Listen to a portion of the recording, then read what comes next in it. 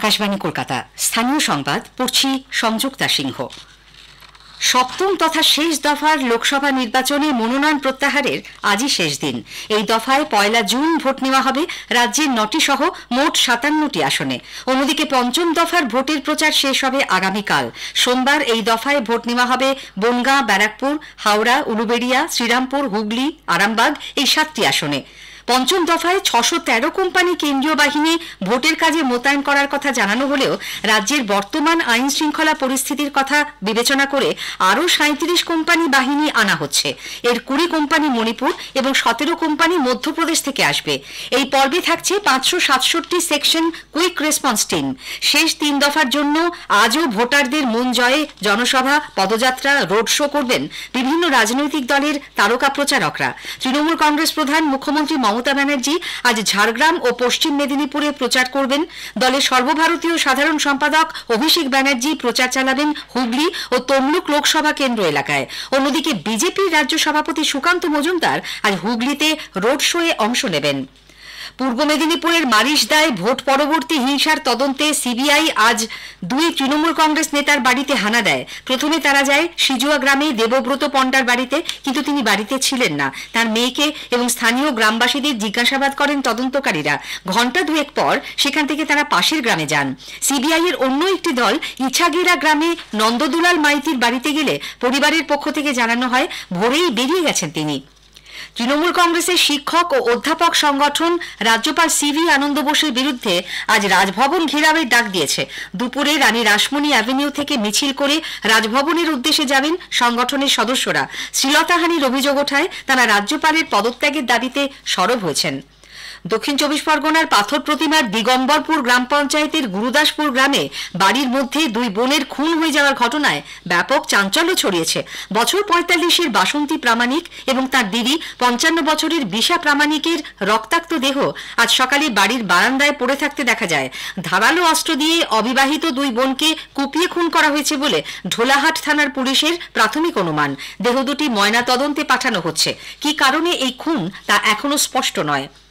উত্তরবঙ্গ বিশ্ববিদ্যালয়ের এক গবেষক পড়ুয়ার ঝুলন্ত দেহ ভাড়া বাড়ির ঘর থেকে উদ্ধার হয়েছে। তুফানগঞ্জের বাসিন্দা বছর 30-এর ববিতা দত্ত ওই বিশ্ববিদ্যালয়ের রুরাল ডেভেলপমেন্ট বিভাগের রিসার্চ স্কলার ছিলেন। শিব মন্দির রামকৃষ্ণ সরণিতে ভাড়া বাড়ির 3 তলায় থাকতেন তিনি। আজ সকালে বাড়ির মালিক তাকে ঘরে ঝুলন্ত অবস্থায় দেখতে পেয়ে পুলিশে খবর দেন। এই ঘটনায় হতবাক তার শিক্ষক ও সহপাঠীরা। চাকরি নিয়ে ববিতা সবসময় চিন্তায় থাকতেন বলে তার বান্ধবীরা জানিয়েছেন। ঘটনার তদন্ত করছে মাটিগাড়া থানার পুলিশ। শিলিগুড়ির জটিয়াকালী বাজারে মোবাইল ও জেরক্সের দোকানের আড়ালে অসাধু কারবার ফেঁদে বসা এক ব্যক্তি পুলিশের হাতে ধরা পড়েছে। সাব্বির আলী নামে ওই ব্যক্তির দোকানে তল্লাশি চালিয়ে উদ্ধার হয়েছে একাধিক সিম কার্ড, ভুয়ো আধার কার্ড, ভোটার কার্ড সহ গুরুত্বপূর্ণ নথিপত্র ও জালিয়াতির সরঞ্জাম। শিলিগুড়ি মেট্রোপলিটন পুলিশের স্পেশাল অপারেশন গ্রুপ এবং এনজিপি থানা যৌথভাবে সেখানে হানা দেয়। পুলিশের অনুমান সংযুক্ত আরব আমিরশাহী, জাপান, পাকিস্তান সহ বিভিন্ন দেশের সঙ্গে সাবিরের যোগাযোগ রয়েছে। আন্তর্জাতিক কোনো অসাধু চক্রের সঙ্গেও সে যুক্ত বলে মনে করা হচ্ছে। ভিন রাজ্য থেকে কোনো অপরাধীকে ধরা হলে তাকে স্থানীয় থানার লকআপেই রাখতে হবে। দিল্লিতে রাজ্য সরকারি অতিথিশালা বঙ্গভবন থেকে সম্প্রতি এক অভিযুক্তের ফেরার হওয়ার ঘটনার জেরে রাজ্যের এডিজি আইন শৃঙ্খলা মনোজ ভার্মা সমস্ত জেলা ও কমিশনারেটকে এই মর্মে কঠোর নির্দেশিকা পাঠিয়েছেন। রাজ্যে পুলিশের যেসব আধিকারিক ভিন রাজ্যে অপরাধী ধরতে যাচ্ছেন তাদের যেন বিষয়টি ভালো করে বুঝিয়ে দেওয়া হয় সে ব্যাপারে স্পষ্ট নির্দেশ দেওয়া হয়েছে।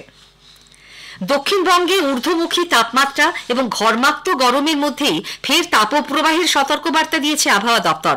কলকাতায় দপ্তরের আঞ্চলিক প্রধান সোমনাথ দত্ত জানিয়েছেন বেশিরভাগ জেলাতেই থাকবে অস্বস্তিকর গরম। সোমবার ভোটের দিন রাজ্যের প্রায় সব জেলাতেই ঝড় বৃষ্টির সম্ভাবনা। এই যে সপ্তাহটাতে কিন্তু আমাদের ম্যাক্সিমাম টেম্পারেচার সব জায়গাতেই অ্যাবাভ নর্মাল থাকবে। 18 তারিখে কিন্তু হিট ওয়েভ ওয়ার্নিং রয়েছে।